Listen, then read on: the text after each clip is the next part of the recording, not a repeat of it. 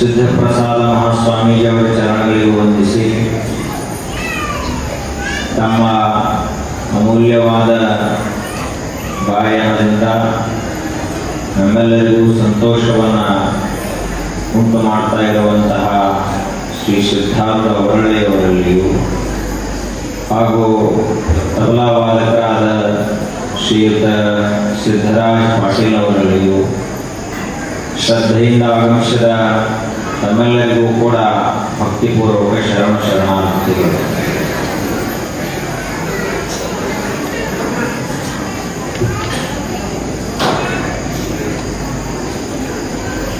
ಹನ್ನೆರಡನೇ ಶತಮಾನ ಒಂದು ಅನುಭವದ ಶತಮಾನ. ಆ ಶತಮಾನದಲ್ಲಿ ಕನ್ನಡ ನಾಡಿನಲ್ಲಿ ಏನು ನಡೀತು ಅಂದ್ರೆ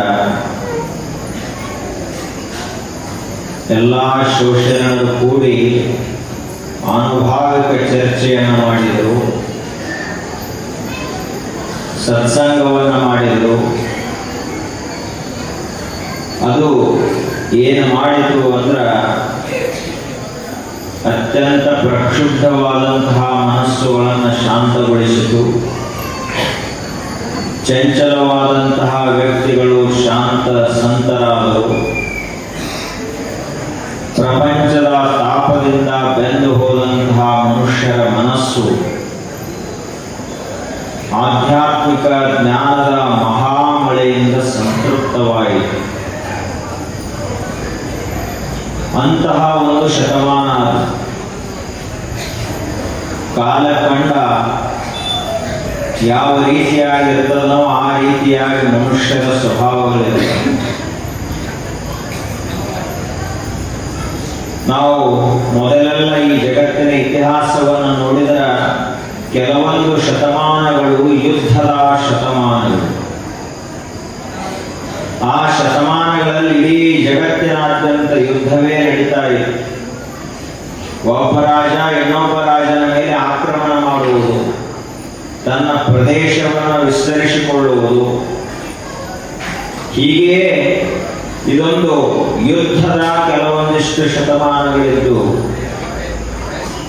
ಇನ್ನು ಕೆಲವೊಂದಿಷ್ಟು ಶತಮಾನಗಳು ಬರೀ ಸಾಹಿತ್ಯ ಕ್ಷೇತ್ರದಲ್ಲಿ ಅದ್ವಿತೀಯ ಸಾಧನೆಗಳಾದ. ಆ ಶತಮಾನದಲ್ಲಿ ಜಗತ್ತಿನಲ್ಲಿ ಹೊಸ ಹೊಸ ಜ್ಞಾನದ ಮುಖಗಳು ತೆರೆದುಕೊಂಡು ಅನೇಕ ಜನ ಕವಿಪುಂಗವರು ಜನ್ಮ ತಾಳಿದರು. ಅಷ್ಟೇ ಅಲ್ಲದೆ ಸಾಹಿತ್ಯ ಕ್ಷೇತ್ರ ಶ್ರೀಮಂತ ಆಯಿತು. ಇನ್ನು ಕೆಲವೊಂದಿಷ್ಟು ಶತಮಾನಗಳಲ್ಲಿ ವೈಜ್ಞಾನಿಕ ಆವಿಷ್ಕಾರಗಳಾದವು. ಜಗತ್ತು ಏನನ್ನಾದರೂ ಹೊಸದನ್ನು ಸಂಶೋಧನೆ ಮಾಡಲಿಕ್ಕೆ ಹೊರಟು. ಅವಾಗ ಯಾವ್ದು ನಮಗೆ ಗೊತ್ತಿರಲಿಲ್ಲ ಅದು ಗೊತ್ತಾಗುತ್ತಾ ಹೋಯಿತು. ಗುರುತ್ವಾಕರ್ಷಣ ಶಕ್ತಿ ಅಂತ ಒಂದದ, ಅದು ಯಾವಾಗ ಸಂಶೋಧನೆಗೆ ಒಳಪಟ್ಟಿತು, ಯಾವಾಗ ಅದರ ಆವಿಷ್ಕಾರ ಆಯ್ತಲ್ಲ, ಅವಾಗ ರಾಕೆಟ್ ತಂತ್ರಜ್ಞಾನ ಹೆಚ್ಚು ಬೆಳಕಿಗೆ ಬಂತು. ಒಂದು ವಸ್ತು ಈ ಭೂಮಿಯ ಗುರುತ್ವವನ್ನು ಮೀರಿ ಹೋಗಬೇಕಾದ್ರೆ ಇಷ್ಟೇ ವೇಗದಲ್ಲಿ ಇಷ್ಟೇ ಸಮಯದಲ್ಲಿ ಹೋದ ಮಾತ್ರ ಅದು ಈ ಭೂಮಿಯ ಗುರುತ್ವವನ್ನು ಮೀರಿ ಆಕಾಶಕ್ಕೆ ಏರುತ್ತದೆ. ಅಂತಹ ಒಂದು ಶಕ್ತಿ ಅದು ಮೊದಲೇ ಇತ್ತು. ಅದನ್ನ ಇಲ್ಲಿನ ವಿಜ್ಞಾನಿಗಳು ಕಂಡುಹಿಡಿದರು. ಮೊದಲ ಒಂದು ಚಕ್ರ ಇತ್ತು. ಆ ಚಕ್ರದಿಂದಲೇ ಇವತ್ತು ವಿಶ್ವದಲ್ಲಿ ಎಷ್ಟೋ ಆವಿಷ್ಕಾರಗಳಾದವು. ಈಗ ಕೆಲವೊಂದಿಷ್ಟು ಶತಮಾನಗಳು ವಿಜ್ಞಾನದ ಶತಮಾನಗಳು. ಅದರಂತೆ ಆಧ್ಯಾತ್ಮಿಕ ಶತಮಾನ, ಅನುಭವದ ಶತಮಾನ, ಸತ್ಸಂಗದ ದಾಸೋಹದ ಕಾಯಕದ ಶತಮಾನ ಯಾವುದು ಅಂದ್ರೆ ಅದು 12ನೇ ಶತಮಾನ. ಇಡೀ ಜೀವನದಲ್ಲಿ, ಇಡೀ ಜಗತ್ತಿನಲ್ಲಿ ಯಾವುದಕ್ಕ ಬೆಲೆ ಅದ ಅಂದ್ರ ಅಧ್ಯಾತ್ಮಕ್ಕಿರುವಷ್ಟು ಬೆಲೆ ಯಾವುದಕ್ಕೂ ಇಲ್ಲ. ಅಷ್ಟು ಬೆಲೆ ಅಧ್ಯಾತ್ಮಕ್ಕದ. ಅದಕ್ಕ ಅಧ್ಯಾತ್ಮಕ್ಕ ಪರಮಾರ್ಥ ಅಂತ ಕರೀತಾರೆ. ಪರಮಾರ್ಥ ಅಂದ್ರ ಇದಕ್ಕಿಂತಲೂ ಶ್ರೇಷ್ಠ ಸಂಪತ್ತೇ ಯಾವುದೂ ಇಲ್ಲ ಜಗತ್ತಿನಲ್ಲಿ.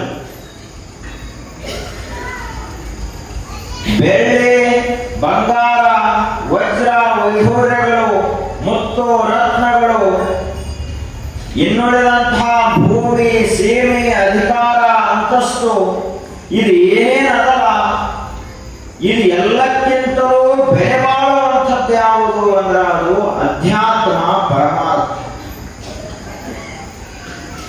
ಈ ಜಗತ್ತಿನಲ್ಲಿ ಯಾವ ಶ್ರೀಮಂತನಿಗೂ ಕೂಡ ಒಬ್ಬ ಸಂತನನ್ನ ಕೊಂಡುಕೊಳ್ಳುವಷ್ಟು ರೊಕ್ಕಿಲ್ಲ ಅವನ ಹತ್ರ. ಒಬ್ಬ ಮಹಾತ್ಮರನ್ನ ಯಾವ ರೊಕ್ಕದಿಂದಲೂ ಕೂಡ ಒಲಿಸಿಕೊಳ್ಳಲಿಕ್ಕೆ ಸಾಧ್ಯ ಇಲ್ಲ. ನಕರ್ಮಣ ಪ್ರಜೆಯ ಧನೇನ ತ್ಯಾಗೇನ ಏಕೇನ ಅಮೃತತ್ವ ಮಾನುಷು. ನಾವೇನಾದರೂ ಮಹಾತ್ಮರನ್ನ, ಗುರುಗಳನ್ನ ಒಲಿಸಿಕೊಳ್ಬೇಕಾಗಿತ್ತು ಅಂದ್ರ ಬಹಳ ಜನಾಧಾರ ಮನೆಯಿಂದ ಅಂತಂದ್ರೆ ಮಹಾತ್ಮರು ಒಲಿಯುವುದಿಲ್ಲ. ನಾ ಬಹಳಷ್ಟು ಕೆಲಸ ಮಾಡೋದಿನಿ ಅಂದ್ರೆ ಒಲಿಯುವುದಿಲ್ಲ. ನನ್ನ ಹತ್ತಿರ ಅಬ್ಜಿಗಟ್ಟಲೆ ರೊಕ್ಕ ಅದ ಅಂದ್ರೆ ಒಲಿಯುವುದಿಲ್ಲ. ಅವರು ಎದಕ್ಕೆ ಒಲಿತಾರಂದ್ರ ಯಾವ ಮನುಷ್ಯನಲ್ಲಿ ಅಹಂಕಾರವನ್ನ ತ್ಯಾಗ ಮಾಡ್ಯಾನ, ಯಾವ ಮನುಷ್ಯ ನನ್ನದು ಅನ್ನುವ ಭಾವವನ್ನ ಬಿಟ್ಟು ಕೊಡ್ತಾನಲ್ಲ, ಅಂತಹ ತ್ಯಾಗಿಗೆ ಮಾತ್ರ ಒಬ್ಬರು ಗುರುಗಳ ಒಲಿತಾರ, ಒಬ್ಬರು ಮಹಾತ್ಮರು ಒಲಿತಾರೆ. ಆ ತ್ಯಾಗವನ್ನ ಕಲಿಸಿಕೊಟ್ಟಂತಹ ಕಾಯಕ, ದಾಸೋಹ ಅನುಭಾವದ ಪರಿಕಲ್ಪನೆಯನ್ನ ವಿಶ್ವದ ಮಟ್ಟಿಗೆ ಎತ್ತರಕ್ಕೆ ಏರಿಸಿದಂತಹ ಒಬ್ಬ ಮಹಾನುಭಾವನ ಅವತರಣ ಆಯಿತು. ಆ ಮಹಾನುಭಾವನೆ ವಿಶ್ವಗುರು ಬಸವಣ್ಣನವರು. ನಮಗೆಲ್ಲ ಏನು ಕಲಿಸುವರು? ದುಡಿಯುವುದನ್ನು ಕಲಿಸಿ. ಹೆಂಗ ದುಡಿಯುವುದು? ಸತ್ಯ ಶುದ್ಧ ಕಾಯಕ ಅಂತ ಅದರ ಹೆಸರು. ಕೆಲಸ ಹೆಂಗಿರಬೇಕು ಅಂದ್ರ ಸತ್ಯವಾಗಿರ್ಬೇಕು, ಶುದ್ಧ ಇರಬೇಕು, ಅಂಥ ಕೆಲಸ ಮಾಡಬೇಕು. ನಾವು ಮಾಡುವಂತಹ ಕೆಲಸದಲ್ಲಿ ಏನಾದರೂ ಸುಳ್ಳಿತ್ತು ಅಂದ್ರೆ ಅದು ಕಾಯಕ ಅಲ್ಲ. ನಾವು ಹೆಂಗೆ ದುಡಿತೀವಿ? ಈಗ 6 ತಾಸು ಅಂತ ಹೇಳಿ ಹಜರಿ ಬುಕ್ಕದಲ್ಲಿ ಹೆಚ್ಚಿರ್ತೀವಿ, 5 ತಾಸು ದುಡಿದಿರ್ತೀವಿ. ಅದು ಸತ್ಯ ಶುದ್ಧ ಕಾಯಕ ಅಲ್ಲ. ಪಗಾರ ದಿವಸಕ್ಕೆ ಎಷ್ಟು ಬೇಕು ಅಷ್ಟು ಪಗಾರ ತಗೋತೀವಿ, ಮಧ್ಯಾಹ್ನ ಹೋಗಿರ್ತೀವಿ ಮಾಲಕರಿಲ್ಲ ಅಂತ. ಶುದ್ಧ ಕಾಯಕ, ನೀನು ಮಾಡುವಂತಹ ಕಾಯಕದಿಂದ ಇನ್ನೊಂದು ಜೀವಿಯ ಪ್ರಾಣ ಹೋಗಿರಬಾರದು, ಇನ್ನೊಬ್ಬರ ಮನಸ್ಸಿಗೆ ದುಃಖ ಆಗಿರಬಾರದು, ನೋವಾಗಿರಬಾರದು. ಅಂತಹ ಕಾಯಕವನ್ನ ನೀನು ಮಾಡಿದ್ದೇ ಆದ್ರೆ ಅದಕ್ಕ ಸತ್ಯ ಶುದ್ಧ ಕಾಯಕ ಅಂತ ಕರೀತಾರೆ. ಅದೇ ರೀತಿಯಾಗಿ ದಾಸೋಹ. ಎಲ್ಲ ದುಡಿತೀವಿ, ಸಾಕಷ್ಟು ದುಡಿತೀವಿ. ದುಡಿದದ್ದನ್ನ ಬರೀ ನಾವು ಅನ್ನೋದಲ್ಲ, ದೇವರ ನಮ್ಮೆಲ್ಲರಿಗೂ ಕೂಡ ಒಂದ ಕೈ ಕೊಟ್ಟಿಲ್ಲ, 2 ಕೈಗಳನ್ನ ಕೊಟ್ಟ. ಯಾಕೆ 2 ಕೈಗಳನ್ನ ಯಾಕೆ ಕೊಟ್ಟ ಅಂದ್ರ 2 ಕೈಯಿಂದ ದುಡಿಯುವುದು, ಒಂದು ಕೈಯಿಂದ ನಾವು ಅನ್ನುವುದು, ಇನ್ನೊಂದು ಕೈಯಿಂದ ದುಡಿದದ್ದನ್ನ ಸಮಾಜಕ್ಕೆ ಕೊಡುವುದು. ಇದಕ್ಕೆ ದಾಸೋಹ ಅಂತ ಕರೀತಾರೆ. ನಾವೇನ್ ಮಾಡ್ತೀವಿ? ನಾವು ದುಡಿದದ್ದು ನಮಗ, ಮಂದಿ ದುಡಿದದ್ದು ನಮಗ. ಅದಕ್ಕೆ ಒಂದು ನಿಯಮವನ್ನು ಮಾಡಿದ್ರು. ಪ್ರಸಾದ ಮಾಡುವ ಸಮಯದಲ್ಲಿ ಎಡಗೈ ಒಟ್ಟು ಹಚ್ಚಂಗಿಲ್ಲ ಅಂತ ಹೇಳ್ತಾರ. ಬಲಗೈಯಿಂದ ಮಾತ್ರ ಮಾಡುವುದು. 2 ಕೈಯಿಂದ ತಿನ್ನಕ್ ಚಾಲು ಮಾಡಿದೀವಿ ಅಂದ್ರ ನಮಗ ದಾಸೋಹಿಗಳು ಅಂತ ಕರೆಯಕ್ತೀವಿ. ದಾಸೋಹ ಅಂದ್ರೆ ಏನು? ಕೋಟಿ ಗಟ್ಟಲೆ ಕೊಟ್ಟಾಗನ ದಾಸೋಹ ಆಗುತ್ತದೆ ಏನು? ಹಸದಂತಹ ಒಬ್ಬ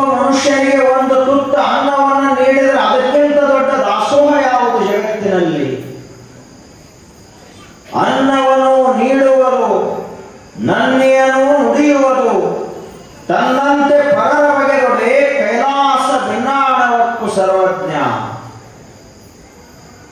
ಮೂರು ಕೆಲಸ ಮಾಡಿದ್ರೆ ನಾವು ದೇವರ ಸಮೀಪ ಹೋಗಿ ಬಿಡುತ್ತೀವಿ ಅಂತ ಹೇಳ್ತಾನೆ ಸರ್ವಜ್ಞ. ಯಾವುವು? ಅನ್ನವನ್ನು ನೀಡುವುದು, ಅನ್ನದಾನ ಮಾಡಬೇಕು. ಅನ್ನದಾನ ಯಾರು ಮಾಡ್ತಾರಲ್ಲ ಆ ಮನುಷ್ಯನಿಗೆ ದೇವರು ಬಹಳ ಬೇಗನೆ ಒಲಿತಾನೆ. ನಾವು ಬಂಗಾರ ದಾನ ಮಾಡಿದ್ರು ದೇವರು ಒಲಿತಾನ ಅಂತ ಹೇಳಲಿಕ್ಕೆ ಬರುವುದಿಲ್ಲ. ಆದರೆ ಒಂದು ತುತ್ತು ಹಸದಂತಹ ಮನುಷ್ಯನಿಗೆ, ಹಸದಂತಹ ಪ್ರಾಣಿಗೆ, ಪಕ್ಷಿಗೆ, ಒಣಗಿ ಬಾಡುವಂತಹ ಗಿಡ ಮರಗಳಿಗೆ ನೀರನ್ನು ಹಾಕಿದ್ರೆ ಅದು ನೇರವಾಗಿ ಹೋಗಿ ಪರಮಾತ್ಮನಿಗೆ ಮುಟ್ಟುತ್ತದ. ಅದಕ್ಕೆ ನಾವು ದಾನ ಮಾಡಬೇಕು. ಅನ್ನದಾನ. ನನ್ನೇನು ನುಡಿಯುವುದು, ಸತ್ಯ ಮಾತಾಡಬೇಕು ಮನುಷ್ಯ. ಎದಕ್ಕದ ಬಾಯಿ ಬರೀ ಮಾತನಾಡುವುದಕ್ಕಾಗಿಲ್ಲ, ಸತ್ಯವನ್ನು ಮಾತನಾಡುವುದಕ್ಕಾಗಿ ನಮ್ಮ ಮುಖ ಅದ. ನಮಗೊಂದಿಷ್ಟು ಮಾತು ಬರ್ತಾವ. ಬರೇ ಸುಳ್ಳು ಹೇಳ್ಕೊ ತಿರುಗಾಡ್ತಿದ್ದೀವಿ ಅಂದ್ರ ನಮಗೆ ಹೆಂಗ ದೇವರು ಒಲೆಯವ? ಸುಳ್ಳು ಹೇಳುವುದು ಒಂದು ಅಭ್ಯಾಸ ಆಗಿಬಿಟ್ಟದ ಈಗಿನವ್ರಿಗೆ. ಆದ್ರೆ ಅದನ್ನು ನಾವು ಕಡಿಮೆ ಮಾಡಬೇಕು, ಸತ್ಯ ಹೇಳುವುದು ಹೆಚ್ಚು ಮಾಡಬೇಕು. ತನ್ನಂತೆ ಪರರ ಬಗೆದೊಡೆ ಕೈಲಾಸ ಭಿನ್ನಾಣವಕ್ಕೂ ಸರ್ವಜ್ಞ. ನನಗೆ ಹೆಂಗ ಯಾರಾದ್ರೂ ಬೈದ್ರು ಅಂದ್ರೆ ದುಃಖ ಆಗ್ತದ, ಹಂಗ ನಾನು ಇನ್ನೊಬ್ಬರಿಗೆ ಬೈದಂದ್ರೆ ಅವ್ರಿಗೆ ದುಃಖ ಆಗ್ತದಲ್ಲ ಅಂತ ತಿಳುವಳಿಕೆ ಬಂತು ಅಂದ್ರ ಅದಕ್ಕೇನಂತಾರ ಧರ್ಮ ಅಂತ ಕರೀತಾರೆ. ಇದನ್ನ ಕಲಿಸಿಕೊಟ್ಟಂತಹ ಮಹಾನುಭಾವ ಯಾರು ಅಂದ್ರೆ ಬಸವಣ್ಣನವರು. ಅವರು ಈ ಜಗತ್ತಿನಲ್ಲಿ ಯಾವುದಕ್ಕಾಗಿ ಅವತರಿಸಿದ್ರು ಅಂದ್ರ ಅವರದೇ ಆದ ಮಾತುಗಳಲ್ಲಿ ನೋಡುವುದಾದ್ರ ಜ್ಞಾನದ ಬಲದಿಂದ ಅಜ್ಞಾನದ ಕೇಡು ನೋಡಯ್ಯ, ಜ್ಯೋತಿಯ ಬಲದಿಂದ ತಮಂಧದ ಕೇಡು ನೋಡಯ್ಯ, ಸತ್ಯದ ಬಲದಿಂದ ಅಸತ್ಯದ ಕೇಡು ನೋಡಯ್ಯ, ಪರುಷದ ಬಲದಿಂದ ಅವರೋಹದ ಕೇಡು ನೋಡಯ್ಯ, ಕೂಡಲ ಸಂಗಮ ದೇವ ನಿಮ್ಮ ಶರಣರ ಅನುಭವದ ಬಲದಿಂದ ಎನ್ನ ಭವದ ಕೇಡು ನೋಡಯ್ಯ. ಬಸವಣ್ಣನವರು ಈ ಜಗತ್ತಿನಲ್ಲಿ ಯಾವುದಕ್ಕಾಗಿ ಅವತರಿಸಿದರು? ನಾವೆಲ್ಲರೂ ಹುಟ್ಟುತ್ತೀವಿ, ಅವರು ಹುಟ್ಟಿದರು. ನಾವೆಲ್ಲ ಹುಟ್ಟುತ್ತೀವಿ ಅಂದ್ರೆ ಅಪ್ಪನ ಆಸ್ತಿ ಕಸಗೊಳ್ಳೋ ಸಲುವಾಗಿ ಹುಟ್ಟುತ್ತೀವಿ, ಆಸ್ತಿಗೆ ವಾರಸುದಾರರಾಗಿ ಹುಟ್ಟುತ್ತೀವಿ. ಆದ್ರ ಬಸವಣ್ಣನವರು ಎದಕ್ಕೆ ಹುಟ್ಟಿದ್ರು ಈ ಜಗತ್ತಿನಲ್ಲಿ ಅಂದ್ರ ಜ್ಞಾನದ ಬಲದಿಂದ ಅಜ್ಞಾನದ ಕೇಡು ನೋಡಯ್ಯ. ಒಬ್ಬ ಮನುಷ್ಯನಲ್ಲಿ ತಿಳುವಳಿಕೆ ಹೆಚ್ಚಾಕೋದು ಹೋಯಿತು ಅಂದ್ರೆ ಅವ ತಪ್ಪು ಮಾಡುವುದನ್ನು ಕಡಿಮೆ ಮಾಡ್ತಾನೆ. ಸತ್ಯದ ಬಲದಿಂದ ಅಸತ್ಯದ ಕೇಡು ನೋಡಯ್ಯ.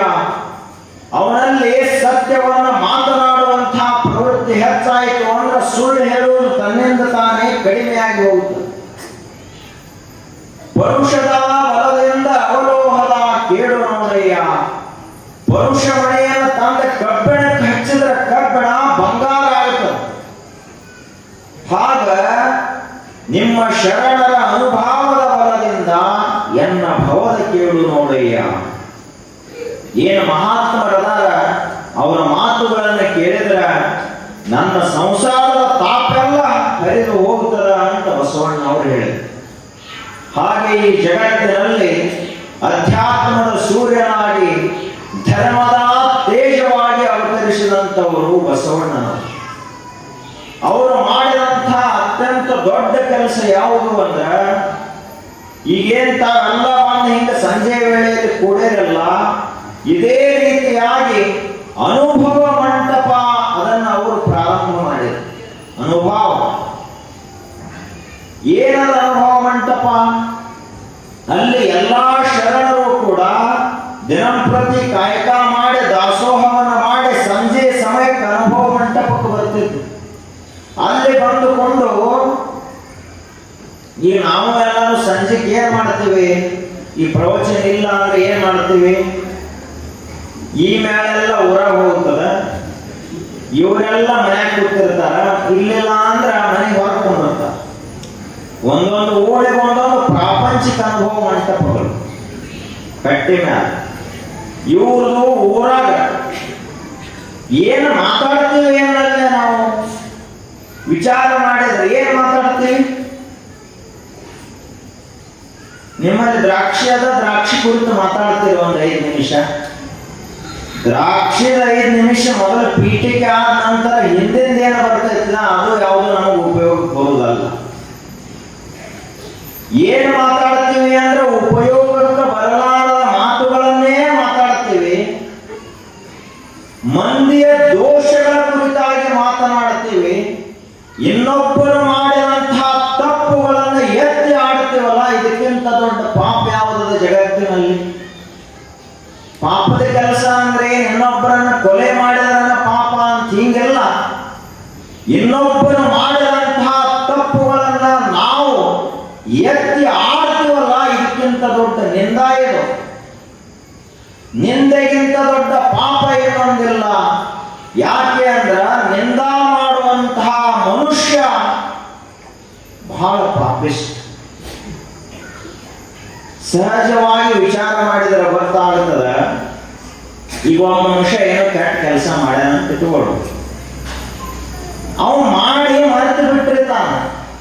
ಆ ಕೆಲಸ ಅವೇನು ಕೆಟ್ಟ ಕೆಲಸ ಮಾಡಿರ್ತಾನಲ್ಲ ಅದನ್ನ ನಾವು ನಮ್ಮ ತಲೆಯಲ್ಲಿ ನೆನಪಿಟ್ಟುಕೊಂಡು ಅದನ್ನ ಮನನ ಮಾಡಿ ಗಟ್ಟಿ ಮಾಡಿ ಇನ್ನೊಬ್ಬರಿಗೆ ಹೇಳ್ತೀವಲ್ಲ, ಆ ಪಾಪದ ಸಂಸ್ಕಾರ ನಮ್ಮ ಮನಸ್ಸಿನಲ್ಲಿ ಉಳಿತದೆ. ಅವ ಏನು ಕೆಟ್ಟ ಕೆಲಸ ಮಾಡಿದ್ದ, ಮಾಡಿ ಮರೆತು ಬಿಟ್ಟ, ಮುಗಿದು ಹೋಯ್ತದು. ಆದ್ರ ಅವ ಮಾಡಂತ ಇವ ಏನ್ ನೆನಪಿಟ್ಕೊಂಡು ಕುಂತಲ್ಲ, ಇದು ಇವನ ದುಃಖಕ್ಕೆ ಕಾರಣ ಆಗುತ್ತೆ. ಆದ್ದರಿಂದ ನಾವು ಏನೇನು ಸಂಜೆ ಕುಂತ ಹಿಂಗ ಮಾತಾಡ್ತೀವಲ್ಲ, ಹಿಂಗ ಅವರು ಮಾತಾಡ್ತಾ ಇರ್ಲಿಲ್ಲ. ಏನು ಮಾತನಾಡ್ತಾ ಇದ್ರು ಅಂದ್ರ ಅನುಭವದ ಚರ್ಚೆ ನಡೀತಾ ಇತ್ತು. ಯಾವುದರ ಕುರಿತಾದ ಅನುಭವ? ಬರೇ ಉಣ್ಣೋದು ತಿನ್ನೋದು ಪ್ರಾಪಂಚಿಕ ಸುದ್ದಿ ಇದರ ಕುರಿತಾಗಿ ಅಲ್ಲ, ಶಿವಾನುಭವ ಅಂತ ಕರೀತಾರೆ. ಶಿವ ಅಂದ್ರೆ ಏನಪ್ಪ? ಶಿವ ಅಂತ ಯಾರಿಗೆ ಕರಿಬೇಕು? ಶಿವ ಅನ್ನುವಂತಹ ಈ 2 ಅಕ್ಷರಗಳ ಅರ್ಥ ಏನು ಅಂದ್ರ ಶಾಂತಿ. ಓಂ ನಮಃ ಶಿವಾಯ ಅಂತ ನಾವು ಅಂತೇವೆ. ಆ ಓಂ ನಮಃ ಶಿವಾಯ ಮಂತ್ರದ ಅರ್ಥ ಏನು ಅಂದ್ರ ಎಂದೆಂದಿಗೂ ನಾಶವಾಗಲಾರದೆ ಇರುವಂತಹ ವಸ್ತುವೇ ಓಂ. ನಮಃ ಅಂದ್ರೆ ಏನು? ಅಂತಹ ಪರಮ ಸತ್ಯಕ್ಕೆ ನಾನು ನಮಸ್ಕರಿಸ್ತೀನಿ. ಅದು ಹೆಂಗದ ಅಂದ್ರ ಶಿವ. ಶಿವ ಅಂದ್ರ ಶಾಂತವಾಗ್ಯದ. ನಾವು ಹುಟ್ಟಿದ್ರು ಕೂಡ ಅದು ಹುಟ್ಟಿಲ್ಲ, ನಾವು ಬದುಕಿದ್ರು ಕೂಡ ಅದು ನಮ್ಮಂಗ ಪ್ರಪಂಚ ಮಾಡಿಲ್ಲ, ನಾವು ಸತ್ರು ಕೂಡ ಅದು ಇದ್ದಂಗ ಅದ. ಈ ಜಗತ್ತು ಹುಟ್ಟಿದಾಗಲೂ ಅದು ಹಂಗ ಇತ್ತು, ಈ ಜಗತ್ತು ಬದುಕಿದಾಗಲೂ ಕೂಡ ಅದು ಹಂಗ ಅದ. ಈ ಜಗತ್ತು ನಾಶವಾಗಿ ಹೋದಾಗಲೂ ಕೂಡ ಯಾವುದು ಶಾಂತವಾಗಿರ್ತದಲ್ಲ ಅದಕ್ಕೆ ಶಿವ ಅಂತ ಕರೀತಾರೆ. ಓಂ ನಮಃ ಶಿವಾಯ ಅಂದ್ರೆ ಏನು? ನಾನು ಆ ಪರಮ ಸತ್ಯಕ್ಕೆ ನಮಸ್ಕಾರ ಮಾಡ್ತೀನಿ ಅಂತ ಅದರ ಅರ್ಥ. ಶಿವಾನುಭವ ಅಂದ್ರೆ ಏನು? ಪರಮ ಶಾಂತಿಯ ಅನುಭವ ನಮ್ಮೆಲ್ಲರಿಗೆ ಆಗಲಿ. ಹುಟ್ಟಿನಿಂದ ಇಲ್ಲಿಯವರೆಗೆ ಬರೀ ಏನು ಮಾಡಿದೀವಿ ನಾವು? ಚಿಂತೆ ಮಾಡಿದ್ದೇವೆ, ತಾಪ ಮಾಡ್ಕೊಂಡಿದ್ದೇವೆ, ದುಃಖ ಉಂಟಾಗಿದೆ, ಶಾಂತಿ ಅನ್ನೋದು ಅನುಭವಕ್ಕೆ ಬಂದಿಲ್ಲ. ಅದಕ್ಕೆ ಆ ಶಾಂತಿ ನಮಗೆ ಅನುಭವಕ್ಕೆ ಬರಬೇಕಾದ್ರೆ ಎಲ್ಲಿ ಗಿಡ ಅದ ಅದ್ರ ಕೆಳಗೆ ಹೋಗಿ ಕುಂತಾಗಲೇ ನಮಗೆ ನೆರಳಿನ ಅನುಭವ ಬರ್ತದೆ. ಎಲ್ಲಿ ನೀರದಲ್ಲ ಅಲ್ಲಿ ಹೋದಿವೆ ಅಂದ್ರೆ ತಂಪಿನ ಅನುಭವ ಬರ್ತದೆ. ಹಂಗ ಎಲ್ಲಿ ಮಹಾತ್ಮರದಾರಲ್ಲ ಅವ್ರ ಹತ್ತಿರ ಹೋಗಿ ನಾವು 4 ಕ್ಷಣವನ್ನ ಕಳೆದೀವಿ ಅಂದ್ರ ಅವಾಗ ನಮಗೆ ದೇವರಂದ್ರೆ ಏನು ಅಂತ ಗೊತ್ತಾಗ್ತದೆ, ದೇವರ ಅನುಭವ ಬರ್ತದೆ. ಇಂತಹ ಒಂದು ಅನುಭವ ಮಂಟಪವನ್ನ ಬಸವಣ್ಣನವರು ನಿರ್ಮಾಣ ಮಾಡಿದ್ರು. ಇದೇನು ಬಹಳ ದೊಡ್ಡ ಕೆಲಸ ಇದೆ ಜಗತ್ತಿನಲ್ಲಿ. 4 ಮಂದಿ ಕೂಡಿದೀವಿ ಅಂದ್ರೆ ಏನೇನೋ ಮಾತನಾಡುವಂತಹ ಇವತ್ತಿನ ಕಾಲದಲ್ಲಿ 12ನೇ ಶತಮಾನದಲ್ಲೇ ಬಸವಣ್ಣನವರು ಇದನ್ನ ಮಾತಾಡುವುದ ಬೇಡ. ಏನೇ ನಾವು ಮಾತಾಡೋದಿದ್ರು ಕೂಡ ಪುಸ್ತಕದ ಮಾತು ಮಾತಾಡೋದು ಬೇಡ ಅಂತಂದ್ರು ಅವ್ರು. ಆ ಶಾಸ್ತ್ರದಾಗ ಹಂಗ ಹೇಳಿದ, ಇದ್ರೊಳಗೆ ಹಿಂಗ ಹೇಳಿದ ಅಂತ ಹೇಳೋದಲ್ಲ. ಸ್ವಯಂ ನಮಗೇನು ಅನುಭವಕ್ಕೆ ಬಂತ ಅದನ್ನ ಹೇಳ್ಬೇಕು. ಈಗ ಲಿಂಗ ದೀಕ್ಷಾ ತೆಗೆದುಕೊಂಡು ಪೂಜಾ ಮಾಡ್ತೀವಿ, ನಮಗ ಪೂಜಾದೊಳಗೆ ಏನು ಅನುಭವ ಆಗ್ತದ ಅದನ್ನೇ ಒಂದು ವಚನದಲ್ಲಿ ಬರೆದು ಹೇಳುವುದು. ಇದು ಅನುಭವ ಮಂಟಪದಲ್ಲಿ ಹಿಂಗೆ ಮಾಡ್ತೇವೆ ಎಲ್ಲಾ ಶಿವಶರಣರು ಕೂಡ್ಕೊಂಡು. ಅದಕ್ಕ ಅನುಭವ ಮಂಟಪ ಅನ್ನುವುದು ಜಗತ್ತಿನಲ್ಲೇ ಒಂದು ವಿನೂತನವಾದಂತಹ ಮಂಟಪ. ಆ ಅನುಭವ ಮಂಟಪದಲ್ಲಿ ಎಲ್ಲರೂ ಇದ್ರು. ಎಲ್ಲರೂ ಅಂದ್ರ ಈಗ ಹೆಂಗ ತಾವು ಎಲ್ಲರೂ ಯಾವುದೇ ಜಾತಿ ಭೇದ ಭಾವ ಮಾಡದೆ ಗುರುಬಸವ ಮಹಾಶಿವಯೋಗಿಗಳವರ ಈ ಒಂದು ಮಠ ಅಂದ್ರೆ ಇದು ಆಧುನಿಕ ಕಾಲದ ಅನುಭವ ಮಂಟಪ. 21ನೇ ಶತಮಾನದಲ್ಲಿ ಜಾತಿ ಭೇದವನ್ನ ಮಾಡದೇ ಇರುವಂತಹ, ನೀನು ಯಾರು ಅಂತ ಕೇಳದೇ ಇರುವಂತಹ ಒಂದು ಮಠ ಯಾವುದು ಅಂದ್ರೆ ಅದು ಇದು ವಿರಕ್ತ ಮಠ.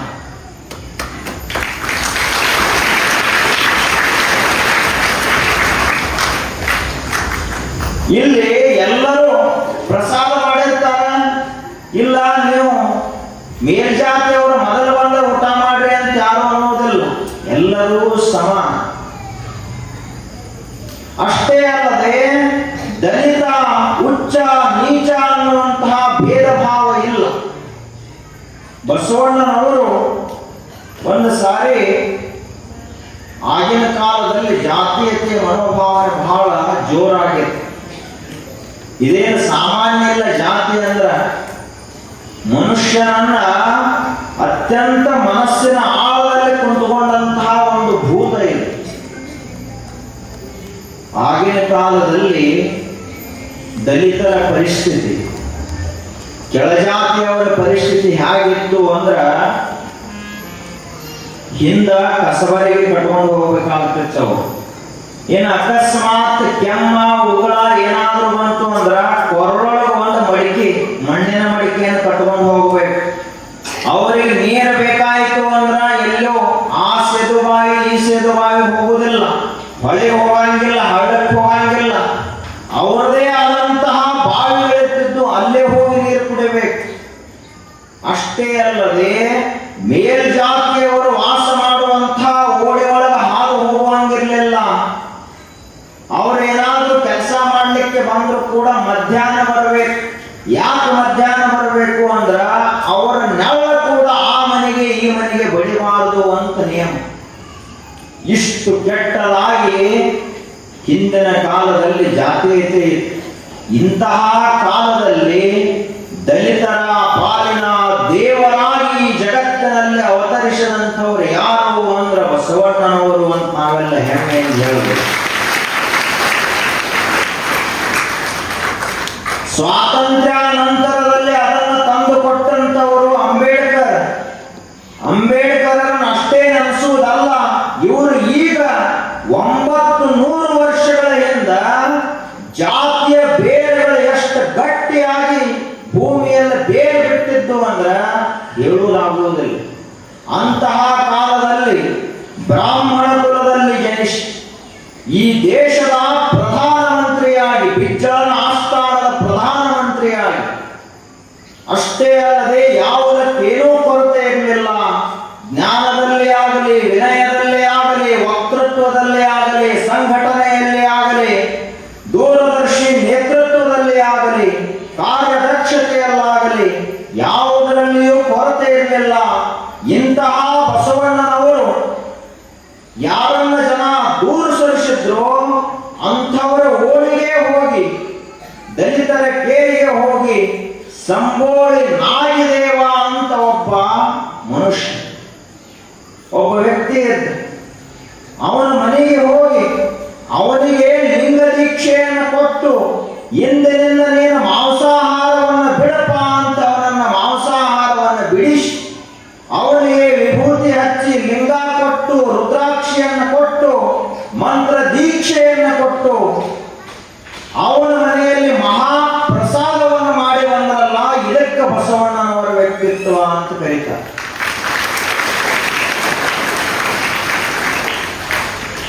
ಇನ್ನೊಂದು ಗೊತ್ತಿರಬೇಕು, ಈ ಜಾತಿ ಪದ್ಧತಿಯ ಹಿಂದ ಒಂದು ವಿಜ್ಞಾನ ಅಡಗಿದೆ. ಯಾಕೆ ಬಂತದು ಜಾತಿ ಪದ್ಧತಿ? ಇದೇನು ಹುಟ್ಟಿನಿಂದ ಇಂಥ ಜಾತಿಯವ ಅಂತಿಲ್ಲ ಜಗತ್ತಿನಲ್ಲಿ.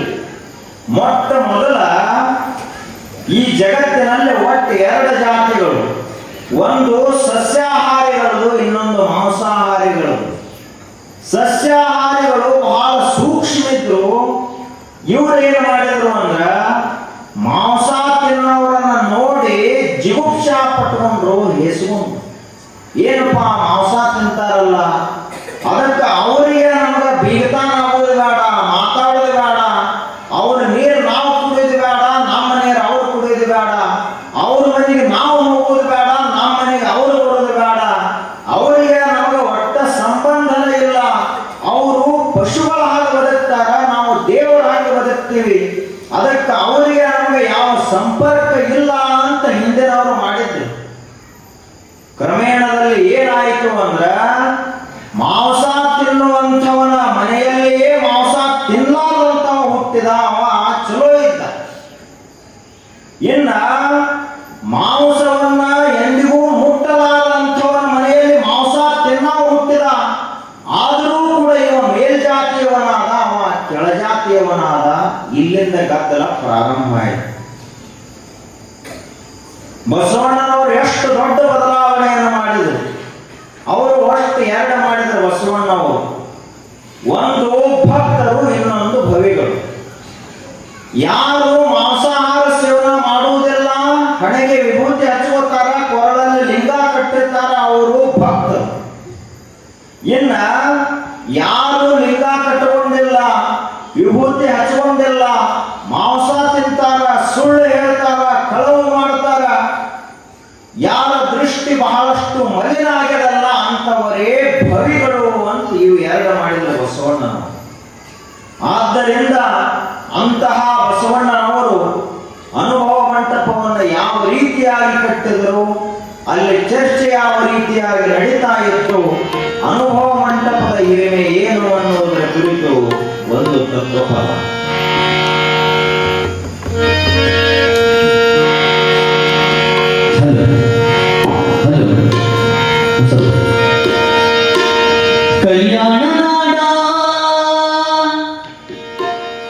ಕಲ್ಯಾಣ ನಾಡ ಕೈ ಮಾಡಿ ಕಲಿತಿದೆ ಮತ್ತೆ ಬಾರಣ್ಣ. ಕನ್ನಡ ನಾಡಿನ ಪುಣ್ಯ ನೆಲದಲ್ಲಿ ಹರಸು ನಿನ್ನ ಕಿರಣ.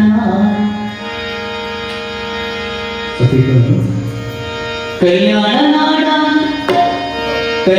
ನಾಡ ಕೈ ಮಾಡಿ ಕಲಿತಿದೆ ಮತ್ತೆ ಬಾರಣ್ಣ. ಕಲ್ಯಾಣ ನಾಡ ಕೈ ಮಾಡಿ ಕಲಿತಿದೆ ಮತ್ತೆ ಬಾರಣ್ಣ. ಕನ್ನಡ ನಾಡಿನ ಪುಣ್ಯ ನೆಲದಲ್ಲಿ ಬೆಳಕು ನಿನ್ನ ಕಿರಣ. ಕನ್ನಡ ನಾಡಿನ ಪುಣ್ಯ ನೆಲದಲ್ಲಿ ಬೆಳಕು ನಿನ್ನ ಕಿರಣ. ಕಾಯಕ ಮಾಡಿ ನಿನ್ನ ಪೂಜಿಸಿ ಶಿವನ ಕಾಯಕ ಮಾಡಿ ನಿನ್ನ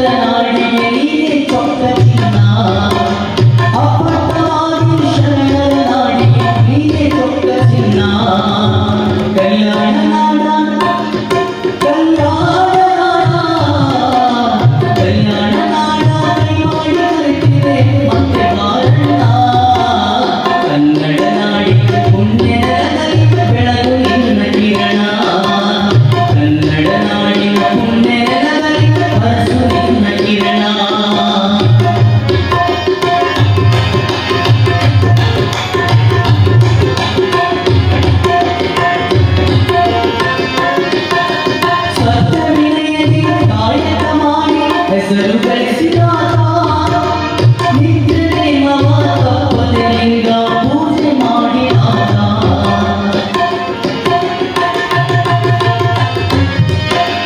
ಸತ್ಯವಿಳಿಯಲಿ ನಾಯಕ ಮಾರುತ ಹೆಸರು ಗಳಿಸಿದಾತ ನಿತ್ಯ ನೇಮವ ತಪ್ಪದೆ ಲಿಂಗ ಪೂಜೆ ಮಾಡಿದಾತ ಅನ್ಯತನವನ್ನು ಅಳಿಸಿ ನೀನು ಬಸವ ಎನಿಸಿದಾತ ಅನ್ಯತನವನ್ನು ಅಳಿಸಿ ನೀನು ಬಸವ ಎನಿಸಿದಾತ ತನ್ನ ತಾನರಿತು ಉನ್ನತ ಹೆಸರು ಬೆಳೆಸಿದ ಪ್ರಖ್ಯಾತ ತನ್ನ ತಾನರಿತು ಉನ್ನತ ಹೆಸರು ಬೆಳೆಸಿದ ಪ್ರಖ್ಯಾತ ಕಲ್ಯಾಣ ನಾಡ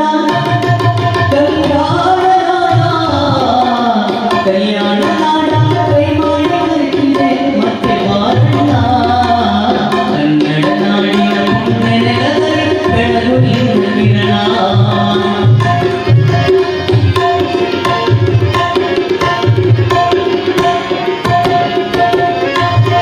ಸಕಲ ಜೀವಿಗೆ ಸಮಭಾವನೆ ತಿಳಿಸಿದ ಬಸವೇಶ ಸದ್ವಿಚಾರ ಮಾರ್ಗ ಬಾಳುತ್ತಾ ಬಾಳು ಕಳೆದಾತ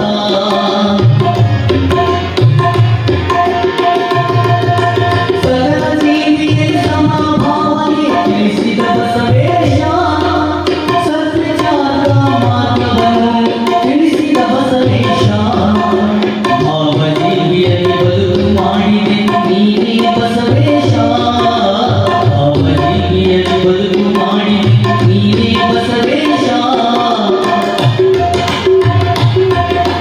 ಭಾವಜೀವಿಯಲ್ಲಿ ಬದುಕು ಮಾಡಿದೆ ನೀನೇ ಬಸವೇಶ ಭಕ್ತರ ಬಾಳಲು ನಿಂತ ಬೆಳಗಿನ ಕಲ್ಯಾಣ ಬಸವೇಶ ಭಕ್ತರ ಬಾಳಲು ನಿಂತ ಬೆಳಗುವ ನೀನೇ ಬಸವೇಶ ಕಲ್ಯಾಣ ನಾಡ ಕಲ್ಯಾಣ ನಾಡ ಕಲ್ಯಾಣ ನಾಡ ಕೈ ಮಾಡಿ ಕರೆದಿದೆ ಮತ್ತೆ ಬಾರಣ್ಣ ಕನ್ನಡ ನಾಡಿನ ಪುಣ್ಯ ನೆಲದಲ್ಲಿ ಬೆಳಕು ನಿನ್ನ ಕಿರಣ ಕಾಯಕ ಮಾಡಿ ನಿನ್ನ ಪೂಜಿಸಿ ಕೈಲಿ ಶಿವನ ಧ್ಯಾನ ಕಾಯಕ ಮಾಡಿ ನಿನ್ನ ಪೂಜಿಸಿ ಕೈಲಿ ಶಿವನ ಧ್ಯಾನ ಕಲ್ಯಾಣವನ್ನ ನೀನೇ ಬಸವಣ್ಣ ಮತ್ತೆ ಬಾರಣ್ಣ ಕಲ್ಯಾಣವನ್ನ ನೀನೇ ಬಸವಣ್ಣ ಮತ್ತೆ ಬಾರಣ್ಣ ಕಲ್ಯಾಣವನ್ನ ಮತ್ತೆ ಬಾರಣ್ಣ ನೀನೇ ಬಸವಣ್ಣ ಕಲ್ಯಾಣವನ್ನ ನೀನೇ ಬಸವಣ್ಣ ಮತ್ತೆ ಬಾರಣ್ಣ ಕಲ್ಯಾಣ ನಾಡ ಕೈ ಮಾಡಿ ಕರೆದಿದೆ ಮತ್ತೆ ಬಾರಣ್ಣ ಕನ್ನಡ ನಾಡಿನ ಪುಣ್ಯ ನೆಲದಲ್ಲಿ ಬೆಳಗು ನಿನ್ನ ಕಿರಣ ಕನ್ನಡ ನಾಡಿನ ಪುಣ್ಯ ನೆಲದಲ್ಲಿ ಬೆಳಗು ನಿನ್ನ ಕಿರಣ ಕನ್ನಡ ನಾಡಿನ ಪುಣ್ಯ ನೆಲದಲ್ಲಿ ಬೆಳಗು ನಿನ್ನ ಕಿರಣ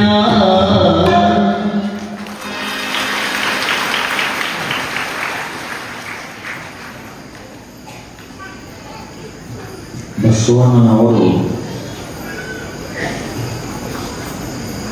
ಒಂದು ಕಟ್ಟುನಿಟ್ಟಾದ ನಿಯಮ ಅವರದಿತ್ತು ಜೀವನದಲ್ಲಿ. ಅದು ಯಾವುದು ಅಂದ್ರೆ, ನಾನು ದುಡಿಯಲಾರದೆ ಇರುವಂತಹ ಒಂದು ಪೈಸಾ ಸಹಿತ ನನ್ನದಲ್ಲ. ಈ ನಿಯಮ ನಾವೆಲ್ಲರೂ ಪಾಲಿಸಬೇಕು. ಹೊನ್ನಿನೊಳಗೆ ಒಂದೊರೆಯ, ಅನ್ನದೊಳಗೆ ಒಂದಗುಳ, ಇಂದಿಂಗೆ ನಾಳಿಂಗೆ ಬೇಕೆಂದೆ ನಾದಡೆ, ನಿಮ್ಮಾಣೆ ನಿಮ್ಮ ಪ್ರಮಥರಾಣೆ. ಕೂಡಲ ಸಂಗಮ ದೇವ, ನಿಮ್ಮ ಶರಣರಿಗಲ್ಲದೆ ಮಾಡುವ ಅರ್ಥ ವ್ಯರ್ಥ ಕಂಡಯ್ಯ. ಅವ್ರು ಹೇಳ್ತಾರ, ಬಂಗಾರದ ಅಂದ್ರ ಅದರಲ್ಲಿನ ಒಂದು ಗುಂಜಿಯಷ್ಟು ಕೂಡ ನಾನು ನನ್ನದಲ್ಲದ ಬಂಗಾರವನ್ನು ಮುಟ್ಟುವುದಿಲ್ಲ. ಇದು ಯಾವ ಸ್ಥಾನದಲ್ಲಿ ಕುಂತ ಹೇಳತ್ತಾರ? ಪ್ರಧಾನಮಂತ್ರಿ ಅವರು. ಇಡೀ ರಾಜ್ಯದ ಬೊಕ್ಕಸ ಎಲ್ಲ ಅವ್ರ ಕಡೆಗೆ, ಇಡೀ ರಾಜ್ಯದ ಸಂಪತ್ತೆಲ್ಲ ಅವ್ರ ಕಡೆಗೆ, ರೊಕ್ಕದ ತಿಜೋರಿ ಕೈನ ಅವ್ರ ಕೈಯಲ್ಲಿತ್ತು. ನಮಗೂ ಅಕಸ್ಮಾತ್ ಏನಾದರೂ ರಾಜ್ಯದ ಕಿಲಿ ಕೈ ಕೊಟ್ರಂತ ಇಟ್ಕೊಳ್ಳೋದು, ಕೊಟ್ಟಿಲ್ಲ ಕೊಡಂಗೂ ಇಲ್ಲ ಸದ್ಯದಾಗ. ಆದ್ರೆ ಕೊಟ್ಟ ಅಂತ ತಿಳ್ಕೊಳ್ಳೋಣ. ಕೊಟ್ಟಂದ್ರ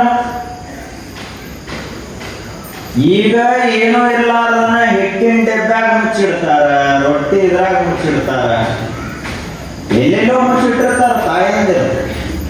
ಅವರೇ ನೀವು ಕುಡಿದು ಹಾಳು ಮಾಡ್ತಾವ ಮುಚ್ಚಿಡ್ತಾರ, ಆ ಮಾತು ಬೇರೆ. ಆದ್ರ ಆರ್ಥಿಕ ದೃಷ್ಟಿಯಿಂದ ಸ್ವಚ್ಛ ಇರೋದು ಬಹಳ ಮಹತ್ವದ. ನಾವು ಹೆಂಗಂದ್ರ ಎಲ್ಲಿಯವರೆಗೆ ಅವೆಲ್ಲ ದೂರದವಲ್ಲ ಅಲ್ಲಿ ತನಕ ಬಹಳ ಸ್ವಚ್ಛ. ಯಾವಾಗ ಧರೆ ಧನ ವನಿತೆಯರು ಸೋಂಕಲು ಯಾವಾಗ ಇರೋದು ಗೊತ್ತಾಗ್ತದಂತ ಹೇಳಿ. ಇವನ ಕೈಯಲ್ಲಿ ಅಧಿಕಾರ ಕೊಟ್ಟಿಲ್ಲ, ಬಹಳ ಚಲೋ ಮನುಷ್ಯ ಅದ. ಒಂದು ಸ್ವಲ್ಪ ಅಧಿಕಾರ ಕೊಟ್ಟು ನೋಡು, ಅವಾಗ ಸರಿಯಾಗಿ ಉಳದ ಅಂದ್ರೆ ಅವಾಗ ಚಲೋ ಮನುಷ್ಯ ಅಂತ ಕರಿಬೇಕು. ಅವನ ಕೈಯಲ್ಲಿ ರೊಕ್ಕ ಕೊಟ್ಟು ನೋಡಬೇಕು, ಅವ ಸರಿಯಾಗಿ ಉಳದ ಅಂದ್ರೆ ಚಾರಿತ್ರ್ಯವಂತ ಅಂತ ತಿಳ್ಕೋಬೇಕು. ಇದೇನು ಸಾಮಾನ್ಯ ಕೆಲಸ ಅಲ್ಲ. ಅದಕ್ಕೆ ಅವರು ಬಸವಣ್ಣವ್ರು ಹೇಳ್ತಾರ, ಇಂದೆಂಗೆ ನಾಳೆಂಗೆ ಬೇಕೆಂದರಾವಡೆ ನಿಮ್ಮ ಆಣೆ ನಿಮ್ಮ ಪ್ರಮಥರಾಣೆ. ನಾನೇನಾದ್ರೂ ಇದೇನು ರೊಕ್ಕದಲ್ಲ, ಇದನ್ನ ಇಂದಿಗೆ ಅಂತ ಹೇಳಿ, ನಾಳೆ ಸಲುವಾಗಿ ಅಂತ ಹೇಳಿ, ಮಕ್ಕಳ ಸಲುವಾಗಿ ಅಂತ ಹೇಳಿ ಏನಾದ್ರೂ ತೆಗೆದು ಇಟ್ನಿ ಅಂದ್ರ ನಿಮ್ಮ ಆಣೆ. ನಿಮ್ಮ ಆಣೆ ಅಂದ್ರ ಪರಮಾತ್ಮನ ಆಣೆ, ದೇವರ ಆಣೆ. ಪ್ರಮಥರಾಣೆ ಅಂದ್ರ ಶಿವಶರಣರ ಪಾದ ಸಾಕ್ಷಿಯಾಗಿ ಹೇಳ್ತೀನಿ, ನಾನು ಇನ್ನೊಬ್ರು ರೊಕ್ಕ ಮುಟ್ಟುವುದಿಲ್ಲ ಅಂತ ಹೇಳ್ತಾರ. ನಾವೇನಾದ್ರೂ ಹಿಂಗ್ ಪ್ರತಿಜ್ಞೆ ಮಾಡ್ಲಿಕ್ಕೆ ಸಾಧ್ಯದನೋ ಹೇಗ?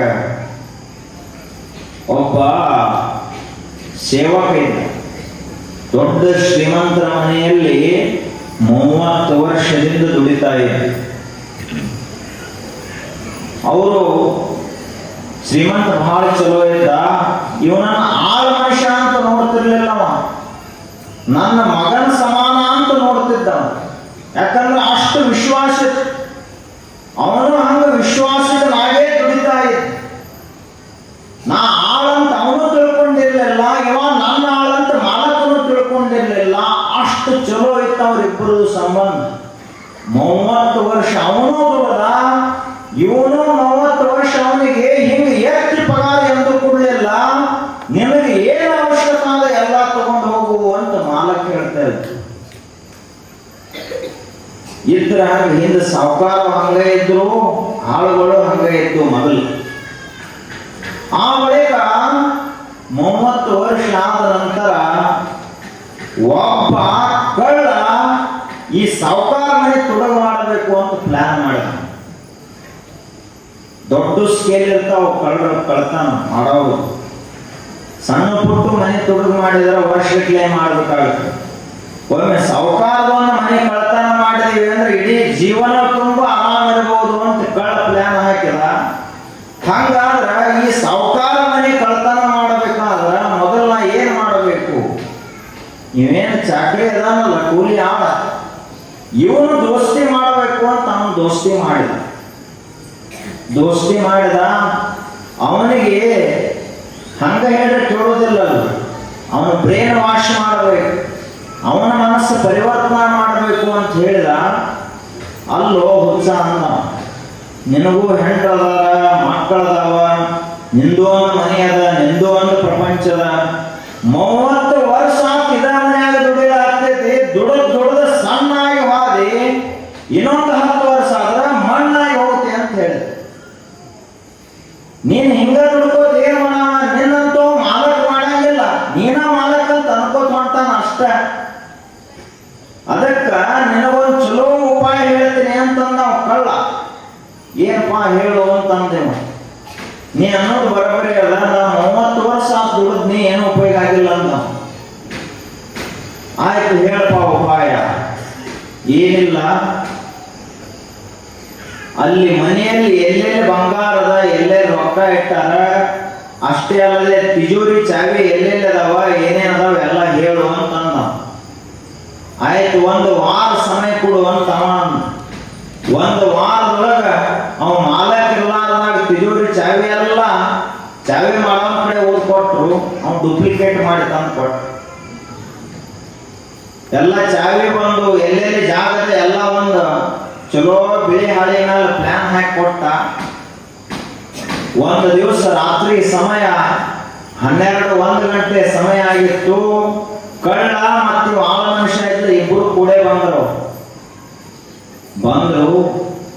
ಬಂದ ಕೂಡಲೇ ಆ ಮನೆಯಲ್ಲಿ ಒಂದು ದೊಡ್ಡ ನಾಯಿ, ಅದು ಮಾಲಕ ಸಾಕಿದ ನಾಯಿ. ಈ ನಾಯಿನ ಮಳ ಮಾಡ್ಬೇಕಲ್ಲ, ಆಳ ಮನುಷ್ಯನಂತೂ ಮಳ ಮಾಡಿದ್ದ, ನಾಯಿನ ಮಳ ಮಾಡೋ ಸಲುವಾಗಿ ಅಂತ ಬಿಸ್ಕಿಟ್ ತಂದಿದ್ದ. ಆ ಬಿಸ್ಕಿಟ್ ನಾಯಿ ಮುಂದೆ ಒಗದ ಹಿಂಗೆ ಒಗದ ಕೂಡಲೇ ನಾಯಿ ಒಂದು ಮಾತು ಹೇಳಿದ, ನಿನ್ನ ಈ ಬಿಸ್ಕಿಟ್ಗೆ ಬಲಿಯಾಗಲಾಕ ನಾನು ಆಳ ಮನುಷ್ಯ ಏನು, ನಾನು ನಿಜವಾದ ಮನೆ ಮಾಲಕ ಅಂತ ನಾಯಿ ಹೇಳಿದ.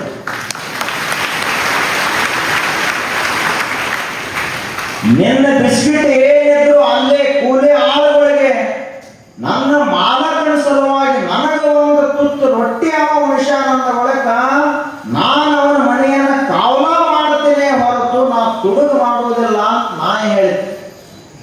ಅಂದ್ರೆ ಇದರ ಮೇಲಿನಿಂದ ಮನುಷ್ಯನಕ್ಕಿಂತ ನಾಯಿ ಶಾಣೆ ಅಂತ ಅರ್ಥ ಆತ. ಮನುಷ್ಯ ದಡ್ಡ ಆದ, ನಾಯಿ ಶಾಣೆ ಆತು, ವಿಶ್ವಾಸಿಕ ಆಯ್ತು. ಅವಾಗ ಈ ಮಾತ ಅವಾಗ ತಿಳಿತು ಕೂಲಿ ಆಳಿಗೆ.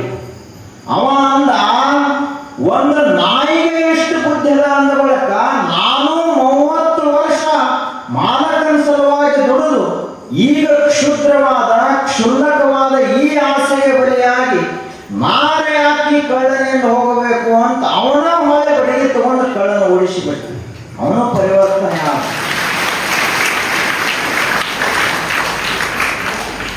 ನೋಡ್ರಿ ಹೆಂಗಿರ್ತದ ಸಂಪತ್ತು. ಬಹಳ ಸರಿ ಅಲ್ಲದು. ಸಂಪತ್ತು ಯಾವಾಗ ಯಾರನ್ನು ಬದಲು ಮಾಡ್ತದ ಗೊತ್ತಿಲ್ಲ. ಅದಕ್ಕೆ ಬಸವಣ್ಣವ್ರು ಹೇಳ್ತಾರ, ಬಿಜ್ಜಳನ ಭಾಂಡಾರವೆನಗೆ ಕೈಯ, ಊರ ಮುಂದೆ ಹಾಲ ಹಳ್ಳ ಹರಿಯುತ್ತಿರಲು ಓರೆಯಾವಿನ ಹಂಗೆನಗೆ ಕೈಯ ಅಂತ ಕೇಳ್ತಾರೆ.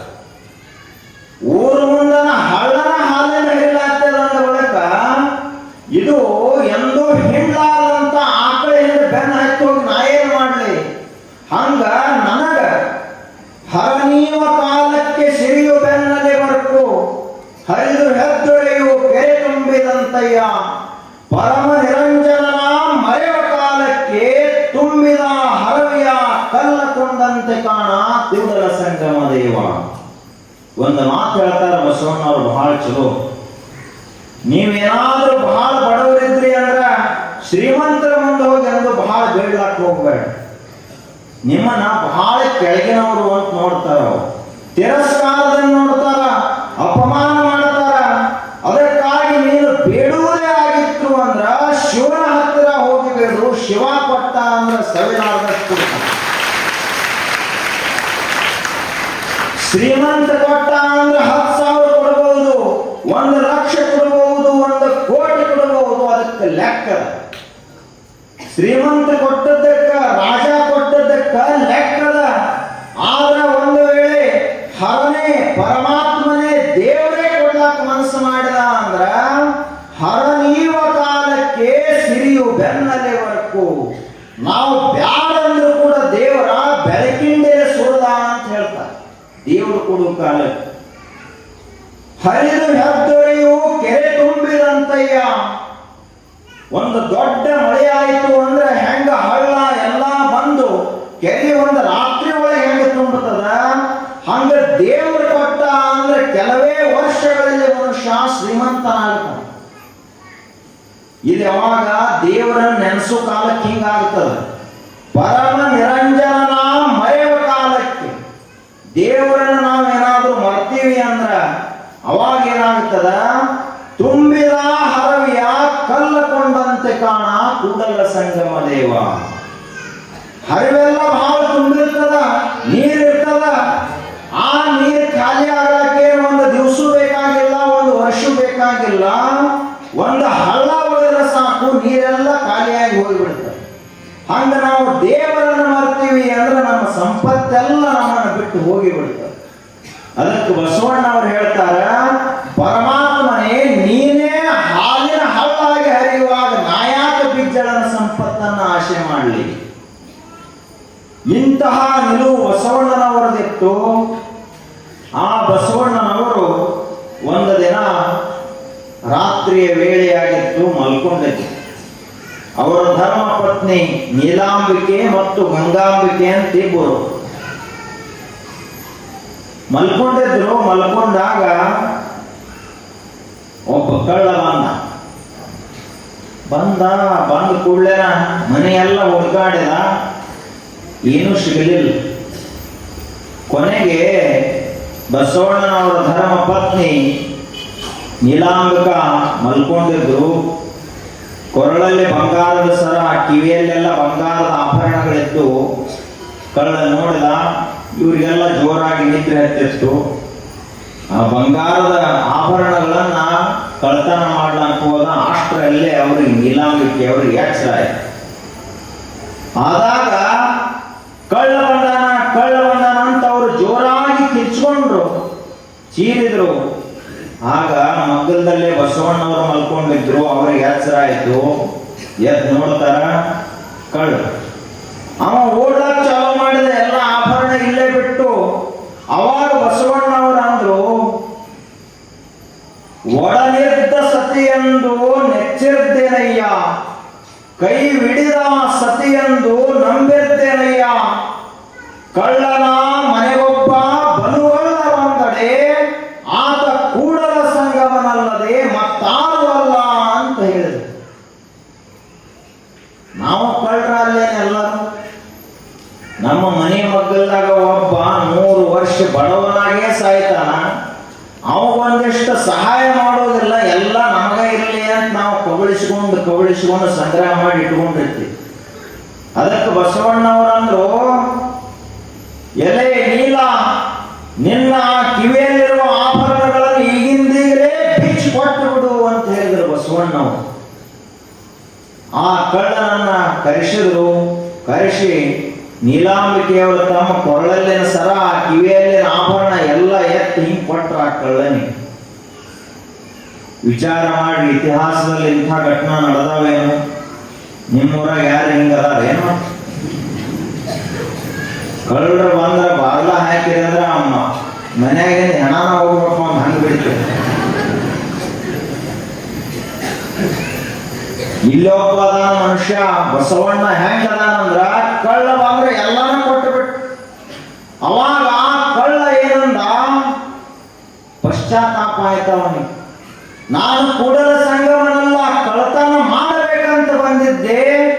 ಆದ್ರ ಬಸವಣ್ಣನವರಲ್ಲಿರುವಂತಹ ಉದಾರವಾದ ದೇವ ಸದೃಶ ಗುಣಗಳನ್ನು ನೋಡಿ ನನ್ನ ಮನಸ್ಸು ಪರಿವರ್ತನ ಆಯಿತು ಅಂತ ಆಭರಣ ನೀಲಾಂಬಿಕೆ ಅವರು ಕೊಟ್ಟಿದ್ರು. ಅದನ್ನು ಬಸವಣ್ಣನವರ ಪಾದಗಳಿಗೆ ಹಾಕಿ ಸಾಷ್ಟಾಂಗ ನಮಸ್ಕಾರ ಹಾಕಿದ. ಇಂದಿನಿಂದ ನಾವು ಕಳ್ತನ ಬಿಟ್ಟೆ ಅಂತ ಹೇಳಿ.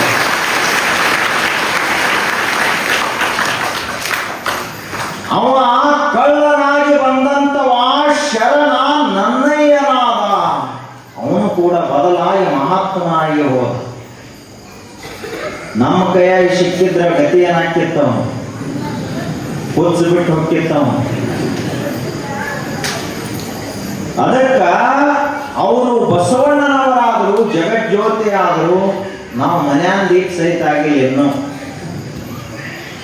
ಅಷ್ಟೇ ಅಲ್ಲದೆ ಬಸವಣ್ಣನವರು ಇಂತಹ ದೊಡ್ಡ ಒಂದು ಶರಣ ಆಂದೋಲನವನ್ನು ಮಾಡಿದರು. ಅನುಭವ ಮಂಟಪವನ್ನು ಕಟ್ಟಿದರು. 770 ಜನ ಅಮರ ಗಣಗಳಿಗೆ ಆಶ್ರಯದಾತರಾದರು. ಎಲ್ಲಾ ಶಿವಶರಣರು ಬಂದರು. ಅಲ್ಲಮ ಪ್ರಭುದೇವರು ಬಂದರು, ಸಿದ್ದರಾಮೇಶ್ವರರು, ಅಕ್ಕ ಮಹಾದೇವಿ, ಮೋಳಿಗೆ ಮಾರಯ್ಯ, ಮಡಿವಾಳ ಮಾಚಿದೇವ, ಅಂಬಿಗರ ಚೌಡಯ್ಯ, ನುಲಿಯ ಚಂದಯ್ಯ, ಮೇದಾರ ಕೇತಯ್ಯ, ಮಡಪದ ಅಪ್ಪಣ್ಣ, ಹಿಂಗ ಸಹಸ್ರ ಸಂಖ್ಯೆಯಲ್ಲಿ ಎಲ್ಲಾ ಶರಣರು ಕಲ್ಯಾಣದತ್ತ ಬಂದರು. ಒಂದು ದೊಡ್ಡ ಭಕ್ತಿಯ ಆಂದೋಲನ ಆಯಿತು. ಅವಾಗ ಬಸವಣ್ಣನವರು ಸದಾ ಕಾಲದಲ್ಲಿಯೂ ಹೆಂಗಿದ್ದವರು ಅಂದ್ರ ಒಂದು ಮಾತಿನಲ್ಲಿ ಹೇಳ್ತಾರ. ಈ ಮಾತನ್ನ ಬಹುತೇಕ ಬಸವಣ್ಣವ್ರನ್ನ ಬಿಟ್ಟರೆ ಬೇರೆ ಯಾರು ಹೇಳಿಕ್ಕಾಗುವುದಿಲ್ಲ. ಎನ್ನಲ್ಲಿ ಜವೆ ಕೊರತೆಯಾಗದೆ ಎನ್ನ ನದ್ದಿ ನೀನೆತ್ತು ಹೋಗು ಕೂಡಲ ಸಂಗಮ ದೇವ ಅಂತ ಹೇಳ್ತಾರೆ. ಒಂದು ಜವೆ ಗೋಧಿ ಕಾಳು ಎಷ್ಟಿರ್ತದೆ, ಬಹಳ ಸಾಣದು. ಇಷ್ಟಾದ್ರೂ ಏನಾದರೂ ನನ್ನ ಆಚರಣೆಯಲ್ಲಿ ಕೊರತೆ ಆದ್ರ, ನಾನು ಅಕಸ್ಮಾತ್ ಒಂದು ಗೋಧಿ ಕಾಳಿನಷ್ಟಾದ್ರೂ ಸುಳ್ಳು ಹೇಳಿದ್ರ, ಅಷ್ಟಾದ್ರೂ ನಾನು ತುಡುಗ ಮಾಡಿದ್ರ, ಅಷ್ಟಾದ್ರೂ ಹಿಂಸಾ ಮಾಡಿದ್ರ, ಅಥವಾ ಇನ್ನೊಬ್ಬರ ಹೆಣ್ಮಕ್ಕಳನ್ನ ತಪ್ಪು ದೃಷ್ಟಿಯಿಂದ ನೋಡಿದ್ರ, ಎನ್ನ ನದ್ದಿ ನೀನೆದ್ದು ಹೋಗು ಕೂಡಲ ಸಂಗಮ ದೇವ ಅಂತ ಹೇಳ್ತಾರೆ. ಅಷ್ಟು ಸ್ವಚ್ಛವಾಗಿದ್ದಂಥವ್ರು ಯಾರು ಅಂದ್ರೆ ಬಸವಣ್ಣನವರು. ಸಾಮಾನ್ಯ ಅಲ್ಲ ಇದು.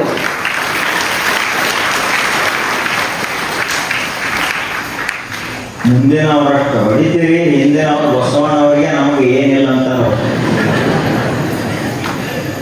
ಜೀವೆ ಗೋಧಿ ತಗೊಂಬರಿ, ಅಕ್ಕಿ ತಗೊಂಬರಿ, ನಮಗೇನಾಗ್ಬೇಕ್ರಿ ಅಂತಾರ.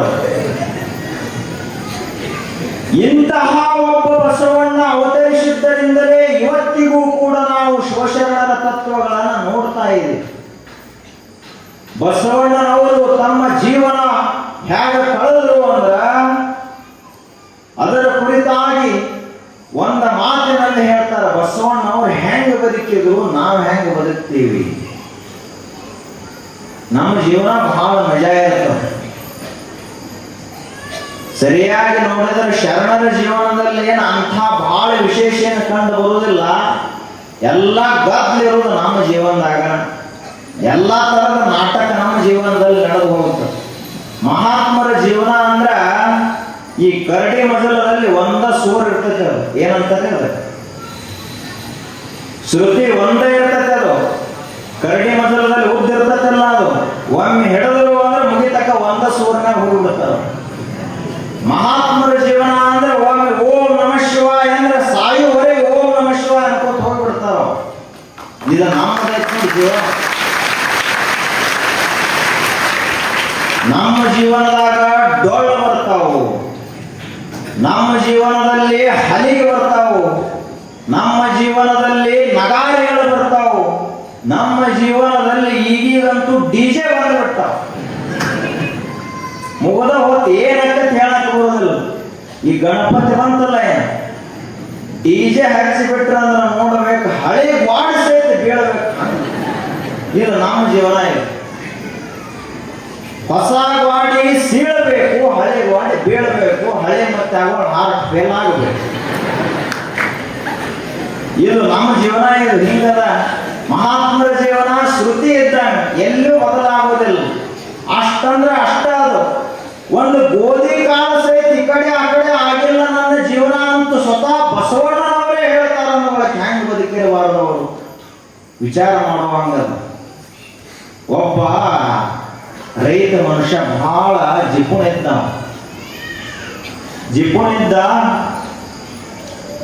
ಮಾವಿನ ಕಾಯಿ ಸುಗ್ಗಿತ್ತು. ಎಲ್ಲ ಬಾಡಿಗೆ ಬಂದಂತ ಎಲ್ಲ ಮಾವಿನಕಾಯಿಗಳನ್ನ ತನ್ನ ಮನೆಯಲ್ಲಿ ಹಣ್ಣು ಹಾಕಿದ್ದ. ಒಂದು ವಾರ ಆಯ್ತು, ತೆಗೆದು ನೋಡಿದ, ಹಣ್ಣು ಆಗಿದ್ದು ಸಣ್ಣಂಗೆ ಒಂದೊಂದು ಹಂತ ಹಾಕಿದ್ದ. ಹಣ್ಣಾದ್ರು ತಿನ್ಬೇಕಂತ ನೋಡಿದ, ಅಲ್ಲಿ ಮೂಲ್ಯಾಗ ನೋಡಿದ 4 ಅವು ಮ್ಯಾಲ ಅರ್ಧ ಕೊಳತಿದ್ದು, ಅರ್ಧ ಚಲೋ ಇತ್ತು. ಅವಂದ ಹೆಂಗೂ ಇವು ಕೆಟ್ಟ ಹೊಕ್ಕವು, ಇನ್ನು ಏನು ಮಾಡೋನು ಅಂದ್ರೆ ಅವು 4 ಏನು ಮ್ಯಾಲ ಕೊಡ್ತಾವಲ್ಲ ಅಷ್ಟು ತೆಗಿನು, ಚಲೋ ತಿನ್ನೋನು ಅಂತಂದ. ಅವು 4 ಅರ್ಧ ಕೊಳ್ತಿದ್ದು ಅಷ್ಟು ತೆಗೆದ, ಚಲೋ ತಿಂದ. ಮರುದಿವ್ಸ ಬಂದು ನೋಡ್ತಾನ, ಮತ್ತೆ ಮ್ಯಾಲ 4 ಅರ್ಧ ಕೊಳ್ತಿದ್ದು, 4 ಚಲೋ ಇದ್ದು. ಆ ಬಳಿಕ ಅವು 4 ಏನು ಮ್ಯಾಲ ಅರ್ಧ ಇದ್ನಾಗಿಲ್ಲ ಅಷ್ಟು ತೆಗೆದ, ಚಲೋ ಅಷ್ಟು ತಿಂದ. ಹಿಂಗ 15 ದಿವಸ ಕೊಳಸಿನ ತಿಂದ ಹೊರತು ಚಲೋ ಹಣ್ಣು ಅಂತಿರ್ಲಿಲ್ಲ.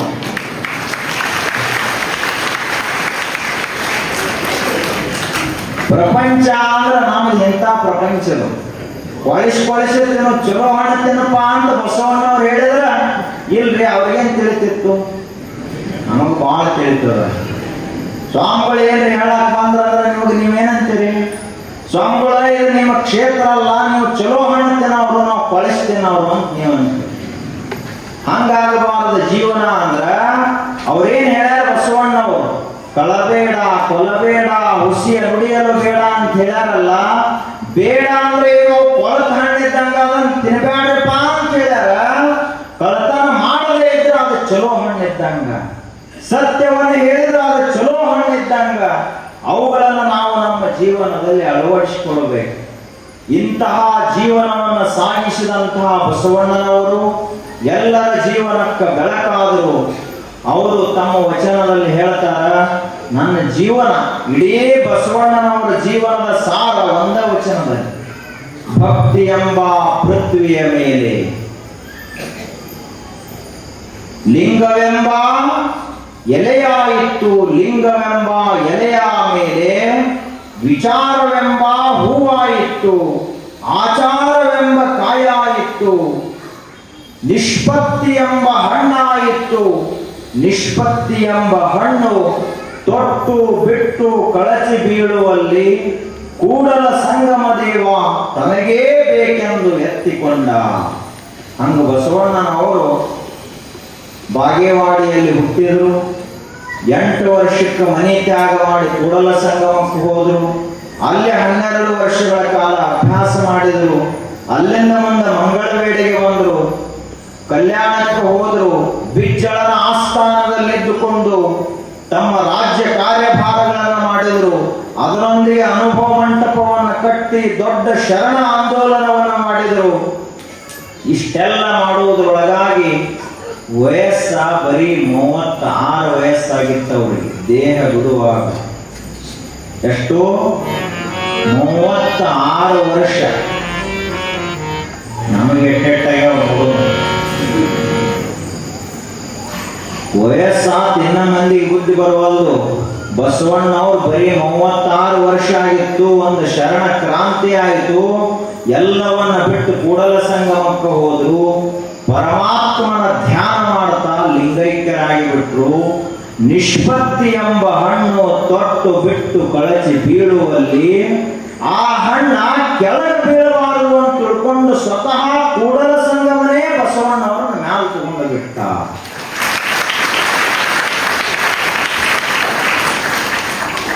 ಯಾರ ದೇಹ ಬಿಟ್ಟರು ಅಂದ್ರೆ ಲಿಂಗೈಕ್ಯರಾದರು ಅಂತ ಬರೀತಾರೆ. ಅವರು ಲಿಂಗೈಕ್ಯರಾಗಿರುವುದಿಲ್ಲ ನಿಜವಾಗಿ ನೋಡಿದ್ರೆ. ಯಾಕಂದ್ರ ಯಾರ ಮನಸ್ಸು ಪರಮಾತ್ಮನಲ್ಲಿ ಮುಳುಗಿರ್ತದಲ್ಲ ಅವರಷ್ಟೇ ಲಿಂಗೈಕ್ಯರಾಗುವುದು. ಹೆಸರಿಗೆ ಬರ್ಕೊಂಡ್ರೆ ಆಗುವುದಿಲ್ಲ. ದೇವರೇನು ತಪ್ಪು ಖಾತೆ ಬುಕ್ ಇಲ್ಲ ಅವನ ಕಡೆಗೆ. ಈಗ ನಮ್ಮ ಕಡೆ ಅಷ್ಟ ಅದೆಲ್ಲ ಮೊದಲ ಬರೀತೀವಿ ನಾವೀಗ. ಅಲ್ಲಿ ಹಂಗಿಲ್ಲ, ಸರಿ ಬರೆಯೋರು ಬಹಳ ಪ್ರಾಮಾಣಿಕದ. ಅದಕ್ಕೆ ಬಸವಣ್ಣನವರು ಅಂತಹ ಜಗಜ್ಯೋತಿಯಾಗಿ ಬೆಳಗಿದರು. ಅವರ ಚರಿತ್ರೆ 1 ದಿವಸ 2 ದಿವಸದಾಗ ಮುಗಿಯುವುದಲ್ಲ. ಬಹಳ ವಿಸ್ತಾರವಾದಂತಹ ಚರಿತ್ರೆ ಅದ. ಮುಂದೆ ಮತ್ತೆ ನೋಡ್ಲಿಕ್ಕೆ ಬರ್ತದ. ಇನ್ನೂ ಹಲವಾರು ಶಿವಶರಣರ ಚರಿತ್ರೆಗಳದಾವ. ಅವುಗಳನ್ನು ನೋಡೋಣ ಅಂತ ಹೇಳ್ತಾ ಇವತ್ತಿನ ಶಿವಾನುಭಾವಕ್ಕೆ ವಿರಾಮ.